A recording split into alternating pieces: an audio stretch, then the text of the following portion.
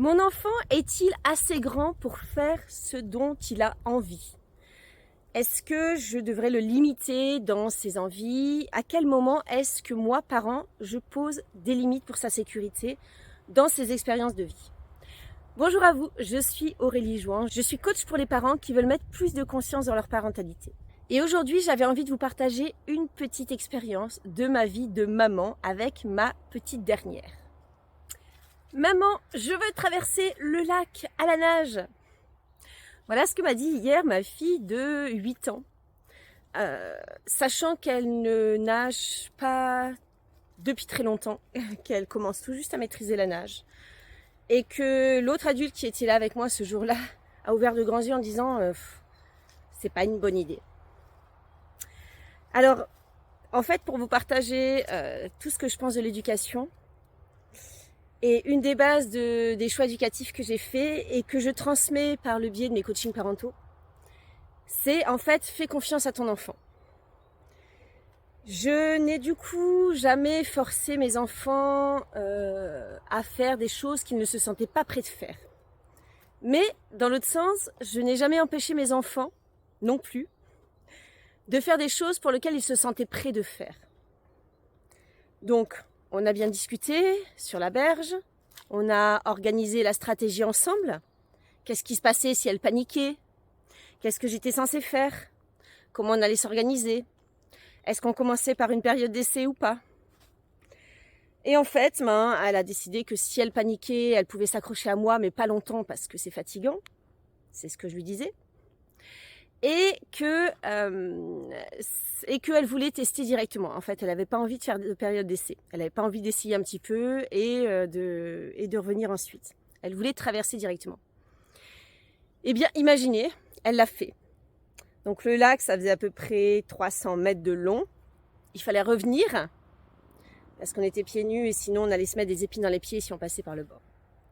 Voilà. Donc ma fille, à peine nageuse, a donc fait 600 mètres de nage quasiment non-stop, alors que même un adulte, même moi, j'hésite parfois à le faire, surtout quand je suis fatiguée. La règle, du coup, je vous le répète, c'est de faire confiance à ses enfants. Ils savent où ils en sont, ils savent ce qu'ils peuvent faire, ils connaissent mieux que nous leurs limites et leurs possibilités. Et en fait, dès qu'on s'immisce, il y a quelque chose de très important, ouais, effectivement, que je voulais préciser, c'est que dès que nous, adultes, on s'immisce dans le « tu peux le faire » ou « tu ne peux pas le faire », on prend pouvoir sur eux.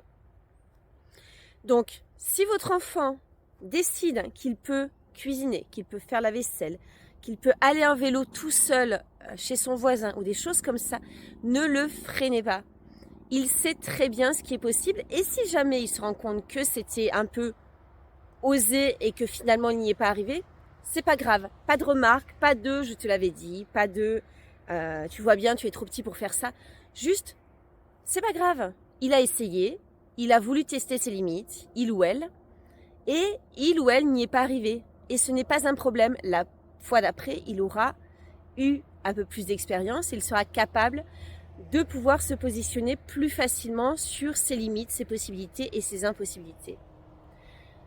Voilà ce que je voulais vous partager par le biais de cette vidéo. Ce type de situation-là, on le rencontre régulièrement dans sa vie quand on est parent. Les enfants sont nés pour devenir indépendants de nous. Pour devenir indépendants, ils ont besoin de vivre des expériences, ils ont besoin d'expérimenter des choses, de voir où sont leurs limites. Même nous adultes, peut-être moins à partir d'un certain âge, mais les jeunes adultes sont pareils, ils ont besoin de tester leurs limites pour savoir ce qui est possible pour eux, ce qui n'est pas possible pour eux. Donc, dans le cadre d'une nouvelle expérience, ne limitez pas vos enfants sous prétexte qu'ils sont trop petits, sous prétexte qu'ils sont trop faibles, sous prétexte qu'ils sont trop grands, trop gros, trop quoi que ce soit. Soyez juste dans l'écoute de là où ils se positionnent et de ce qu'ils pensent faire. Donc ça, c'est valable vraiment dans les deux sens. Dans le sens, ne pas forcer un enfant à faire quelque chose s'il ne se le sent pas. Et ne pas limiter un enfant à faire quelque chose s'il se le sent. Voilà. Donc c'était mon petit conseil du jour pour les parents qui souhaitent vraiment mettre de la conscience dans leur parentalité. Et si vous voulez en savoir plus, je vous invite à vous abonner à cette chaîne, évidemment, à liker cette vidéo ou même à la partager si elle vous paraît judicieuse et que vous avez envie de transmettre ce message à d'autres parents de votre entourage. Et si vous souhaitez en savoir plus sur mes accompagnements, vous avez 2 possibilités. Vous avez Maman du 3e millénaire qui est un accompagnement en ligne sur la parentalité bienveillante et alternative. Vous trouverez le programme de cet accompagnement sur le lien dans la description de cette vidéo. Et sinon, vous avez la possibilité de vous faire accompagner en coaching parental par moi-même, par le biais du coaching Maman du Nouveau Monde. Vous trouverez donc tous les liens sous la description de cette vidéo. Je vous dis à tout bientôt.